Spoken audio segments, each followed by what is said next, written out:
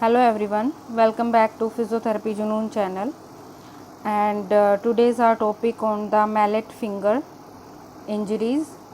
This is the zone 1 injury occurring to the extensor tendons.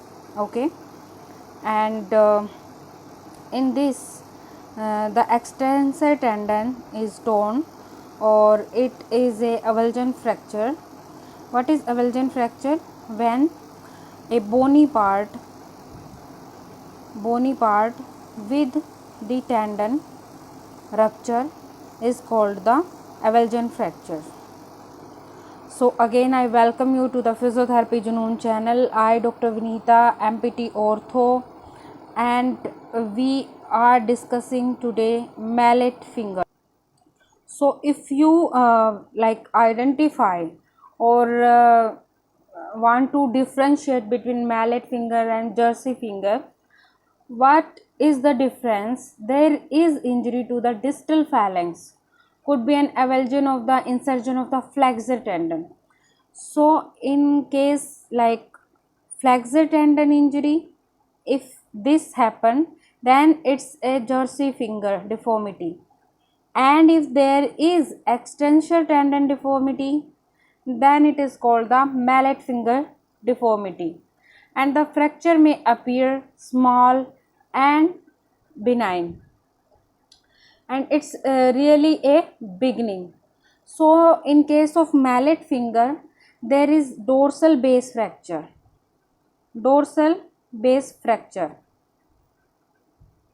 and in jersey finger there is volar base fracture. So here are two differences. So always keep in mind that mallet finger is the extensor tendon injury and jersey finger is the flexor tendon injury. So if we focus on background, avulsion of the for the mallet finger, avulsion of the extensor tendon from its distal insertion at the dorsum of the DIP joint. So extensor tendon here, it completely insert here. So at the distal part of DIP joint, produces an extensor lag at the DIP joint. Okay, extensor lag. The avulsion may occur with or without a bony fragment. Avulsion from the dorsum of the distal phalanx. Here you see avulsion fracture in few next slides. This term a mallet finger of bony origin or mallet finger of tendinous origin. So in case bony origin, if there is avulsion of tendon, fracture of tendon with the bony origin, only with the tendon, its tendinous origin. So I think you have clear about the concept, what is the mallet finger and what is the bony origin, what is the tendinous origin. In next slide we see the classification of mallet finger.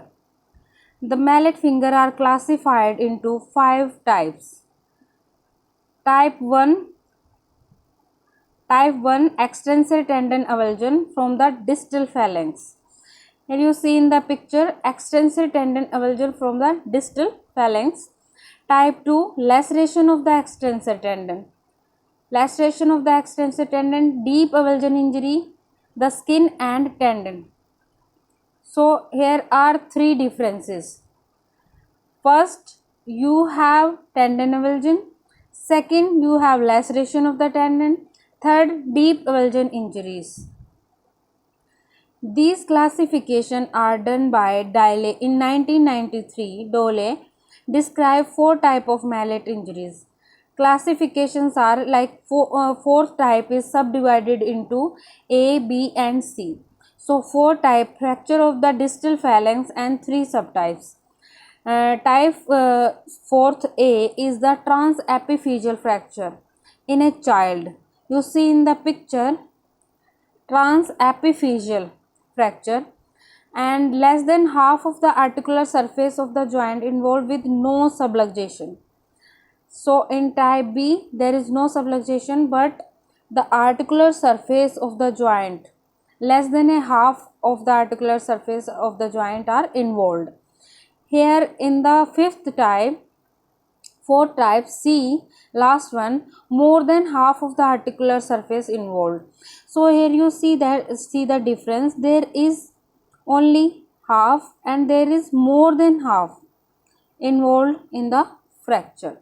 So this is the articular joint, this is the tendon. So if it rupture, okay, then it also attached, because it attached to the bony part, it avulses the bony part. So tendon avulsion with bone in this fourth A, B and C part, but according to the how much it is occur on the articular surface, divided on the basis of that. So it's very clear. First type avulsion fracture, tendon के साथ साथ आपका bone भी rupture हो रहा है. Second one is laceration. Third one is the fracture, bony fracture, and fourth one is the phalanx, like 3 types divided. First epiphyseal, as epiphyseal part only with the tendon, okay, and the B1 is the tendon के साथ साथ में आपका क्या आ रहा है, बोनी part आ रहा है, वो भी लेस देन हाफ. लेकिन फाइनल जो सी है उसमें क्या आ रहा है आपका, मोर देन हाफ. सो जो आर्टिकुलर सरफेस है वो अवेल्ज हो रहा है. So these are the types. Stay tune friends, because we will discuss about the physiotherapy treatment, we will discuss about the treatment procedure according to the injury happened to the finger. So treatment part. In treatment, the Abound and Brown in 1968 found that several factors are likely to lead to a poor prognosis after mallet finger.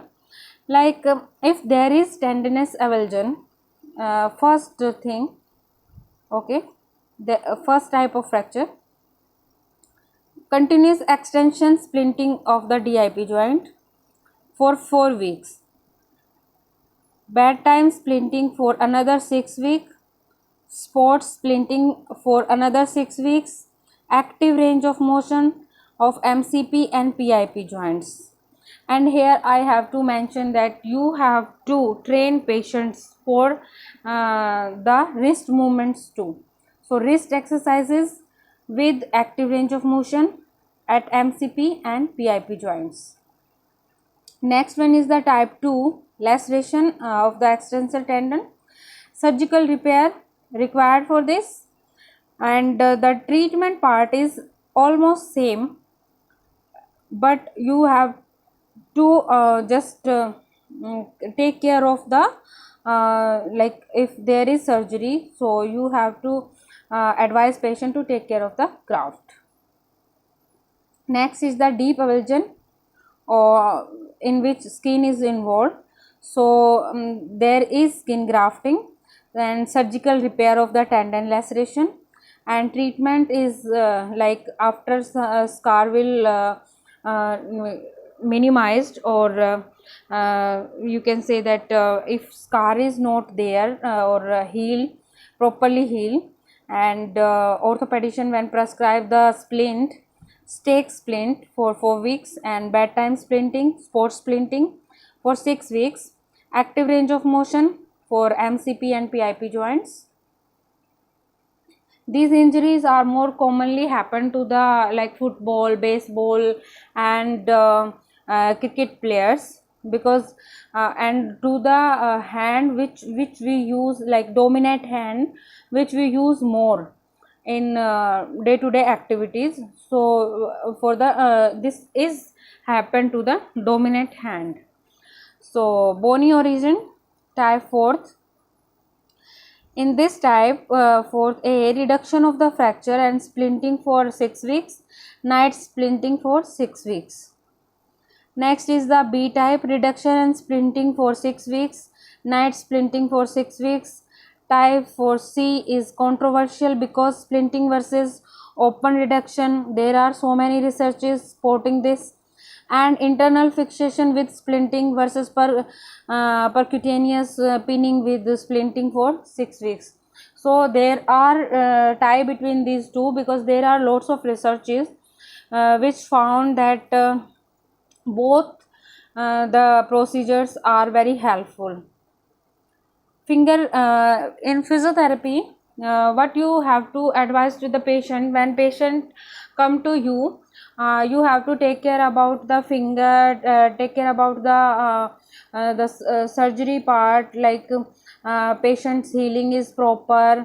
And for other fingers, what you do, you start the finger passive range of motion, and when you after 6 weeks, what you do, in some cases after 4 weeks, it varies according to the patient and injury. So you can start finger passive range of motion. What you do, gently bend the injured finger with the other hand. The patient can do this, or you can also help patient with the other hand. Then gently try to straighten out the injured finger with help from your hand. Repeat slowly, holding for 5 seconds at the end of each motion. Like we have to hold that finger and for 5 seconds, and this exercise for 10 times. Do this exercise 3 to 5 times a day. Next exercise is the fist making. Just tell patient that he or she make fist, and if the injured finger will not bend into the fist, try to help it with the other hand and hold this position for 5 to 10 seconds and repeat it for 10 times. Next is the object pickups. So practice becoming like small objects like coin, marbles, pins, buttons with the help of thumb and injured finger. Finger extension. With your palm flat on table and your fingers straight out, lift each finger straight up one at a time and hold each finger up for 5 seconds and then put it down. Continuous until you have done all 5 fingers, and repeat it for 10 times. Grip strengthening is with the help of ball. Grip strengthening with the help of squeeze ball or a soft rubber ball. Hold the squeeze for 5 seconds and do it 2 sets of 15, and do it in 10 times in a day. You can use your fingers. Here you see in the picture there are finger scissor, finger pinch, power grip, flat pinch. There are different type of exercises with the ball and with the band. So do the prescribe these exercises to the patient, and it will help them for strengthening of the finger and wrist also. So this is all about the mallet finger, and the references are from Kirschner and Brosman. So, and you can see detail in these books, and this is all about the mallet finger. I hope you find this lecture helpful, and please like, share and subscribe my videos so that I will encourage, and I will make more videos for you, and we continue our learning. Thank you so much.